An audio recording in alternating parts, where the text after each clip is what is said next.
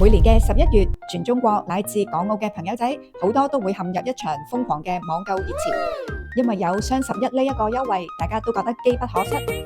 舊年2024年一個雙11已經做咗1.44萬億元人民幣嘅生意額，其中兩個電商平台天貓同埋京東就已經佔咗1.11萬億元嘅生意額。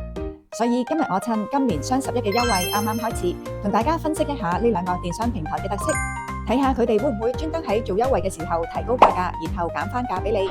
同埋兩個平台喺賣唔同產品嘅時候會唔會各有特色？想做置底精明眼嘅朋友仔，千祈唔好行開啦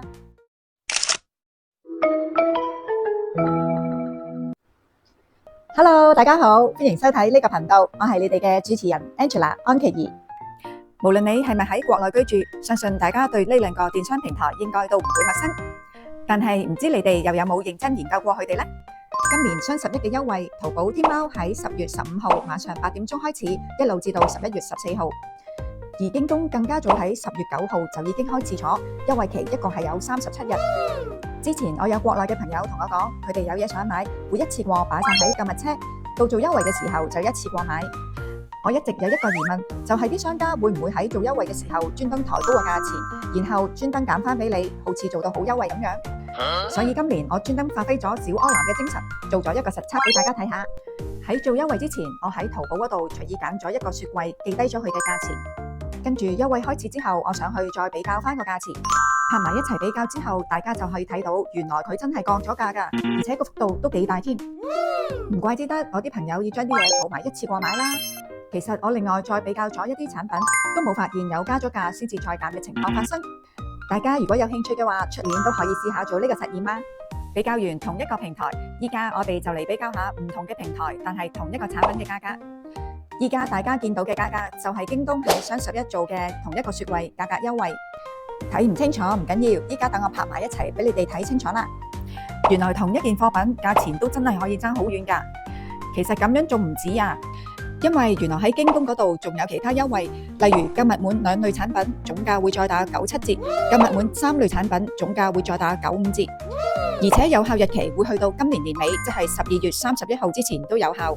相關條款大家可以去翻佢哋嘅網站嗰度查詢。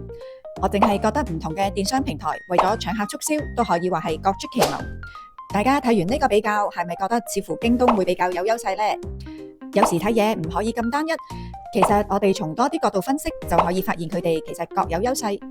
因為佢哋本身嘅平台定位都係走唔同路線㗎。淘寶、天貓嘅選擇比較多，適合嗰啲中意尋寶嘅人。佢哋嘅商品種類比較豐富，從創意小物到國際大品牌都無所不包，適合嗰啲中意慢慢淘嘅人士。至於京東，佢就比較適合嗰啲重視品質同埋效率嘅人士，特別係佢喺家電同埋數碼產品方面嘅優勢會比較大。例如佢哋送貨會比較快，好似雙11優惠嘅時候，今日買，聽日就可以送貨俾你，同埋佢哋嘅售後服務亦都會比較完善。特別一提，我自己喺購買凍肉嘅時候，就比較喜歡幫襯京東，因為喺處理食物，特別係凍肉嘅時候，溫度嘅處理要好小心。夏天嘅時候，室內溫度經常都係30幾度，如果食物喺運輸過程裡面處理不當嘅話，好容易會食物中毒。而京東平台佢哋好多時都會選擇口碑比較好嘅物流公司，例如順豐速遞，所以我自己對呢方面就比較有信心。我自己就試過幾次喺呢個平台嗰度買一啲新鮮嘅內蒙古羊架，又或者買一啲澳洲進口嘅牛扒，